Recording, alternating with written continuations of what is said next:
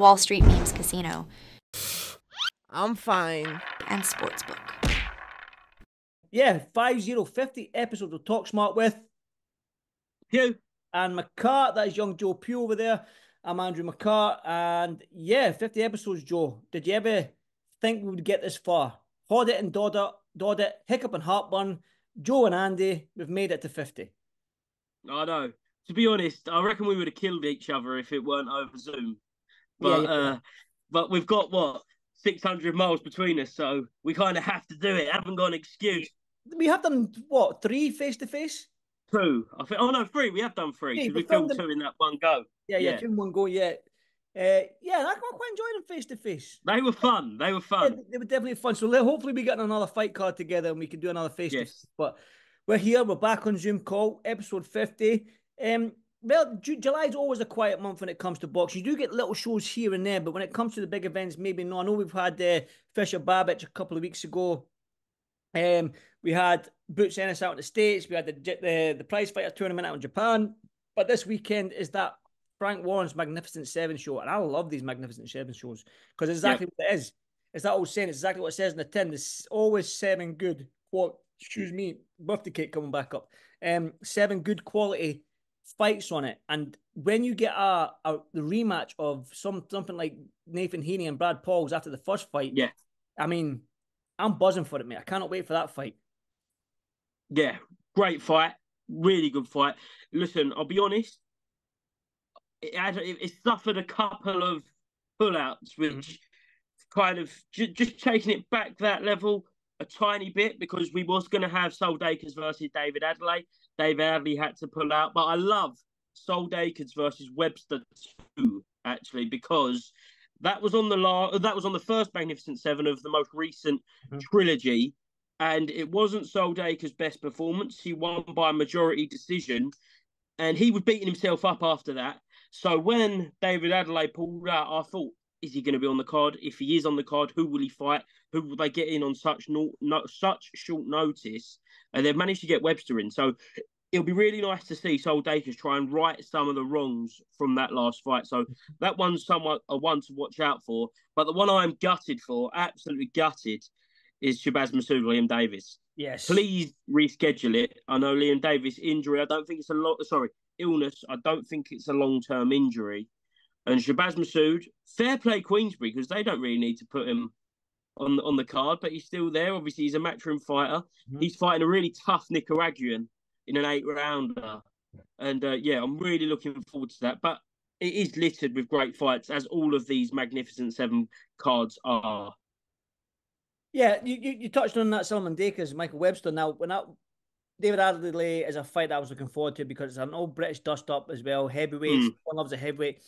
But then you look at Saul Dakers, when you've got the name like David Adelaide, you get up for it. Do you know what I mean? You're buzzing. You're putting in that extra mile when you're going on your runs. You're doing that extra session at night because you've got that David Adelaide. But then he's injured, and then you get the Michael Webster. Now, does that adrenaline rush, does that buzz of having David Adelaide, does that dip again? Are we going to see another subpar performance from him against Michael Webster? It could happen, but I don't see it happening. I think for Saul Dakers, he's like, I ain't letting that happen again. There's no way on this planet I'm going to put in a subpar performance. I'm going to have to right that wrong. It's not a wrong per se. He did get the win, but it was too close for where Solomon Dakers wants to go. I'm not saying Michael Webster's a bad fighter, but when people are talking about Saul Dakers, they're talking about that next guy going for the British title, that next guy that's going to maybe push on and be that next crop of British heavyweights coming through. Shabazz Massoud, Liam Davis, love it. Gutted again, that is not like yourself, that is not on. But Shabazz Massoud, like you said, this is what I love about this whole friendship now with Eddie Hearn and Frank Warren, because it's not Shabazz Massoud's fault. I mean, he's been in camp, and like I've got my pro fighter now that we've my pro coaching debut, and my pro fighter Lewis Connolly. Well, October 4th is his debut, but mine as well, if you want to call it.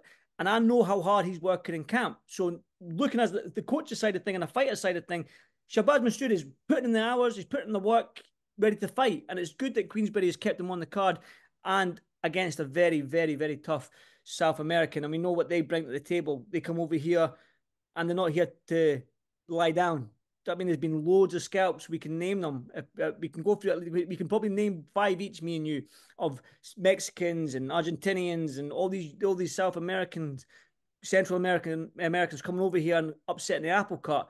But there's Chantel Cameron in a tough fight for the WC interim. You've got Zach Parker against Jack Arnfield, which is a good fight, by the way. It's Jack's no mug, but Zach Parker, he's wanting to get back to where he was, because he was talked about with the sort of top guys in that division. But then again, you just need to look at the top of the card there: Nathan Heaney and Brad Pauls. I hope we get Zach. I hope it's round 13 or round 11. Yeah. I think it was a 10-round fight. The first one. No, 13. No, yeah. For the British title. Yeah, was it for the British? So round 13. I hope it's round 13 and they just crack on from the 12th round from the last fight. I really, really do, because if they do that, then we're in for a cracker. Yeah, and I think a fight I really like on the card actually is Owen Cooper versus Echo Esserman.